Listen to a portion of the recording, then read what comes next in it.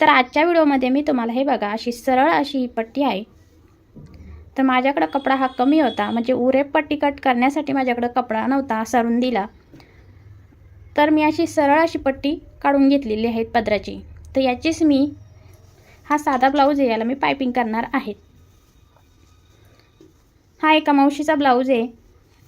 याच ब्लाऊजला मी या पट्टीनं पाइपिंग करणार आहे। अगदी सोपी पद्धत आहे, आपली पाइपिंग अगदी व्यवस्थित येते। व्हिडिओ फक्त तुम्ही शेवटपर्यंत बघा। चला तर व्हिडिओला सुरुवात करूया।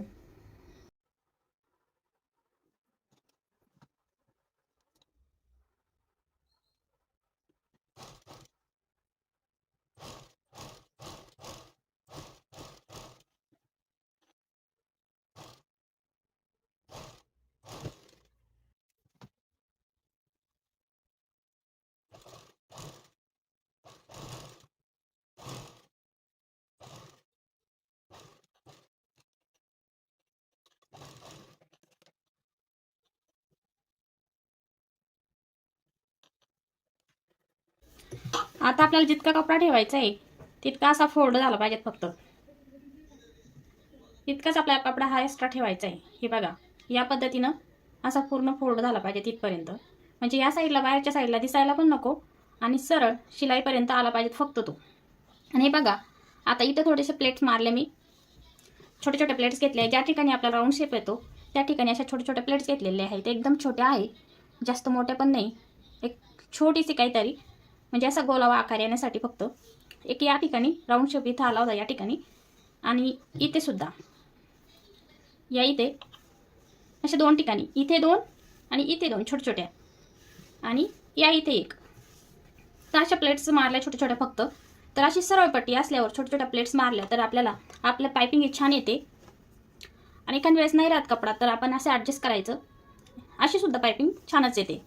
तर तुम्ही या पद्धतीने ही ट्रिक सुद्धा करू शकता जर कपडा उरला नसेल तर। आणि तुमच्याकडे जर कपडा एक्स्ट्रा असेल तर तुम्ही उरप पट्ट्या कट करून घेऊ शकता।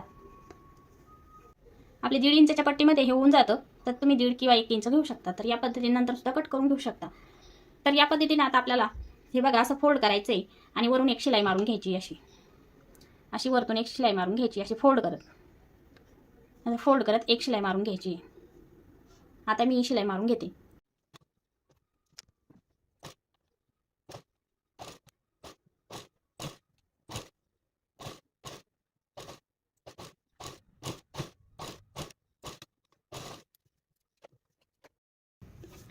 हे बघा, मी शिलाई मारून घेतली आता,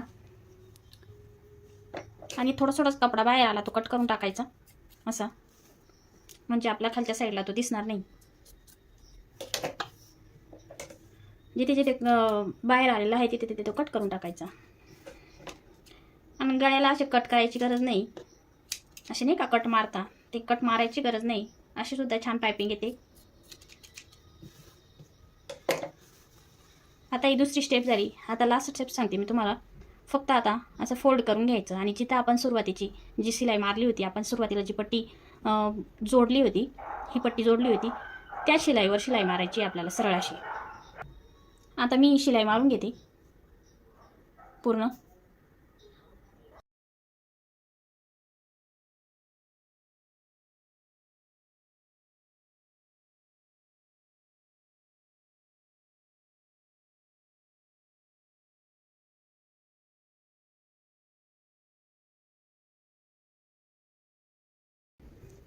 आणि बघू शकता मैत्रिणींनो, आपली पाइपिंग किती सुंदर आलेली आहे।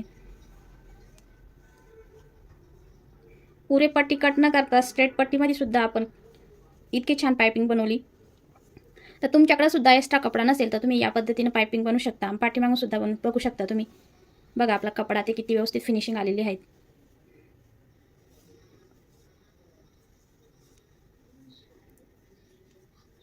मैत्रिणींनो, तुम्ही माझा व्हिडिओ पूर्ण बघितल्याबद्दल मनापासून तुमचे धन्यवाद।